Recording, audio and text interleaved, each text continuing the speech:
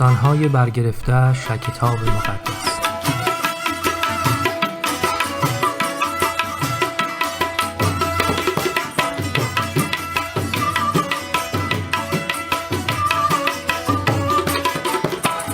داستان عید پسح.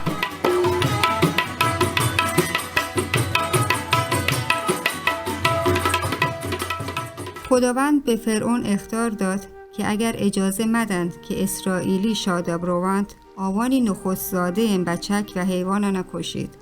زمانی که فرعون یشه روش کرد، باز هم ایمان نیاورد و اطاعت نکرد. خدا راهی پنجات و پنخست زاده و انی بچک کرد که هر که برای ایمان بیاورید فراهم کرد. هر خانواده باید گرگی را که هیچ عیبی داشته مبید انتخاب کند و قربانی کند. خدا بنی اسرائیل فرمایش کرد تا مقدار شا قربانی انیوانا به وطی سردر انی گساب جنند و همچنین باید قربانی انی گوشتا بریان کرتش و زود و فطیر نانان، یعنی نان بدون همیرگا بورند. خدا همچنین به راوان امر کرد تا آماده بیند که بعد شوارتن مصر را ترک کنند. اسرائیلی هر آنچه که خدا شاوان لوتت انجامش داد. در شب نیما همان شبها خدا تمام مصری یعنی ارشدین بچک کنه کشت. اسرائیلیان به وطی سردرنی گسه سارا شا و رگ وانا نشانیش داشت. بنابراین خدا شا گسانی سارا گواست و کسانی که برا گسانی تهاوتان به خاطر هما گرگ وانا در امانتن.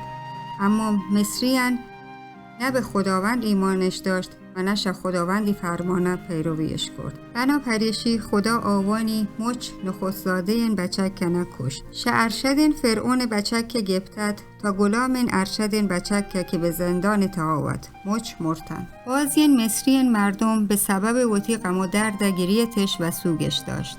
فرعون همان شبها موسی و هارون را لوتید و گوشت اسرائیلی کوما زور و هرچه زودتر سرزمین مصر برید. مصریان هم آوان وادارش کرد که زودتر بروند.